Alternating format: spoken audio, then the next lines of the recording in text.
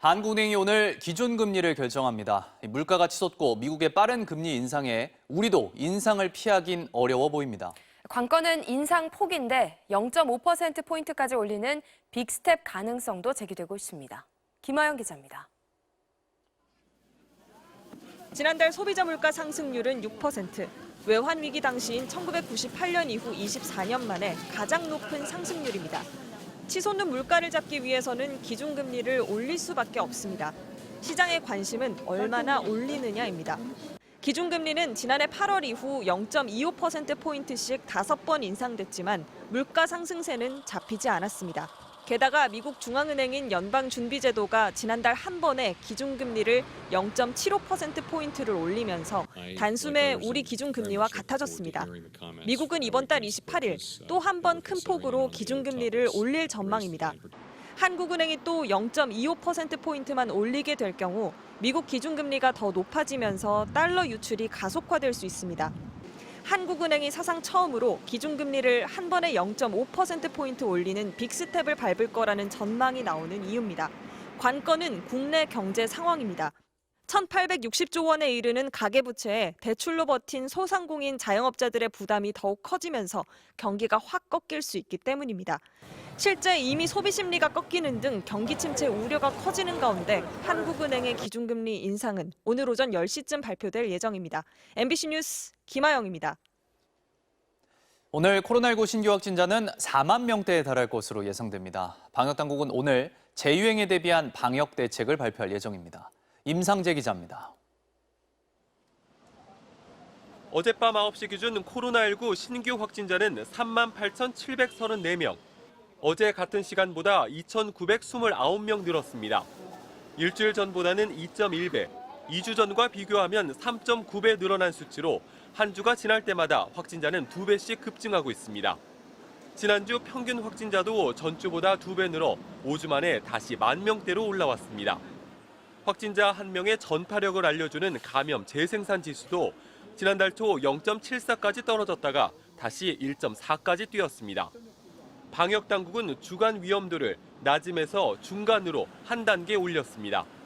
증가 기울기가 가파르게 나타나고 있습니다. 확진자의 발생 증가가 지속될 것으로 예상해서 8주 만에 주간 위험도를 중간 단계로 평가하였습니다.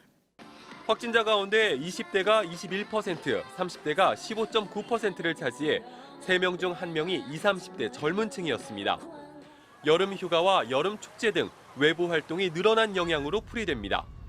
고위험군인 60세 이상 확진자 비중은 12.7%로 아직까지 적은 상황. 하지만 병상이 차는 속도는 심상치 않습니다. 중환자 병상 가동률은 아직 10% 미만이지만 중증으로 악화될 가능성이 높은 환자들이 있는 준중환자 병상은 16.9%로 일주일 만에 가동률이 2배 뛰었습니다. 특히 상대적으로 병상 수가 적은 비수도권은 27.4%까지 올랐습니다. 정부는 오늘 오전 재유행에 대비해 방역과 의료체계 대응 방안을 발표할 예정입니다. 사회적 거리 두기는 하지 않지만 격리 의무는 유지하고 고위험군 집중관리에 초점을 맞추도록 대책이 세워질 것으로 알려졌습니다. MBC 뉴스 임상재입니다. 미국에선 오미크론 하위 변이가 우세종으로 확산하면서 보건당국이 4차 접종을 모든 성인에게 확대하는 방안을 검토하고 있습니다. 워싱턴에서 김수진 특파원입니다. 3주 만에 다시 카메라 앞에 선 백악관 코로나 대응팀은 당장 부스터샷을 접종하라는 말로 브리핑을 시작했습니다. You are eligible for your first booster or second booster wherever you are in your vaccination schedule. If you've not gotten a vaccine shot this year, go get one now. It could save your life. 미국에서는 현재 50세 이상 성인에게는 두 번째 부스터샷 접종도 권고하고 있는데 첫 번째든 두 번째든 대상이 된다면 당장 가서 추가 접종을 하라는 겁니다. 그러면서 모든 성인을 대상으로 한 두 번째 부스터샷 도입도 검토하고 있다고 밝혔습니다. 식품의약국과 질병통제예방센터가 이 문제를 계속 연구해왔다며 이들 기관에서 최종 결정을 내리게 될 것이라고 설명했습니다. 미국에서는 오미크론 하위 변이인 BA.5가 전체 감염의 70% 가까이 차지하는 우세종이 되면서 최근 확진자가 크게 늘었습니다. 이미 백신을 맞았거나 오미크론 초기 변이에 감염됐던 사람도 하위 변이인 BA.5에 다시 감염될 수 있다며 백신 추가 접종이 필요하다고 밝혔습니다. We do know it to be more transmissible and more immune evading. People with prior infection, even with BA1 or BA2, are likely still at risk for BA4 or BA5. 현재 미국의 코로나 입원 환자는 3만 명 수준. 하지만 최근에는 5월 초보다 2배 늘어난 하루 평균 5천 명씩 신규 입원 환자가 발생하고 있습니다. 미국의 하루 확진자는 10만 명 수준을 유지하고 있지만 집에서 자가 진단을 하는 사람이 많아서 실제 환자는 공식 집계보다 더 많을 것으로 전문가들은 보고 있습니다. 워싱턴에서 MBC 뉴스 김수진입니다. 차세대 우주망원경 제임스 웹이 포착한 깊은 우주의 모습이 전 세계에 공개됐습니다. 죽어가는 별의 모습, 별의 탄생지도 선명하게 담겼고 외계 행성에서 수증기 형태의 물도 확인됐습니다. 김지경 기자입니다. 사파이어 보석 원석이 영롱하게 빛나는 것 같은 사진. 하지만 사실은 별이 죽어가는 모습입니다. 별이 소멸하며 내뿜는 가스와 먼지가 푸른색과 주황색으로 뚜렷하게 담겼습니다. 험한 산처럼 보이는 풍경 속에서 반짝이는 수많은 별들. 여기는 별이 태어나는 곳입니다.